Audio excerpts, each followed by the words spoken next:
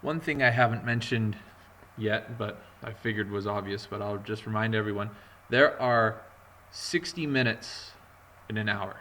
Okay, so the big hand, once the big hand goes around clockwise once, that's 60 minutes. And there are 60 seconds in a minute, right? So similar to our measurement, 60 seconds makes 1 minute, 60 minutes makes 1 hour, 24 hours makes 1 day. Okay, so every time that this goes around once, because that's the big hand, that's an hour.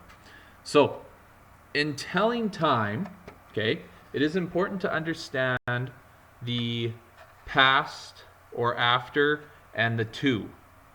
Okay, we can split a clock also into segments, into quarters. All right, see right here, I'll split a line down here and a line down here. So if I take this and I go to 15, because 60 is our base, well, it is a quarter after, or 15 past, let's say 2. So it's right here. Okay, so now if I go down some more, it's, well, it doesn't say half, but it's half past 2. Okay, right, because I've split it in half. Half past 2.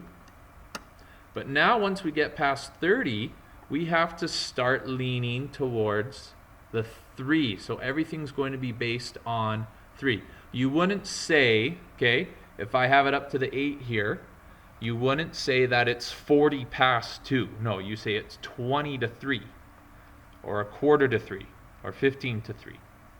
Okay, so, but if I go like this, and that's the same, if I end up over here, you say 20 past 2, you wouldn't say 40 to 3. It's just the way that you describe time, and you talk about time there. Okay, so remember, within each little number or large number, there's intervals. Okay, 1, 2, 3, 4, and then 5 is the number. So these are little ones. So if I use the handle here and it's down to there, well, that's 2:17. Okay, because it's pointing to that 17 dot.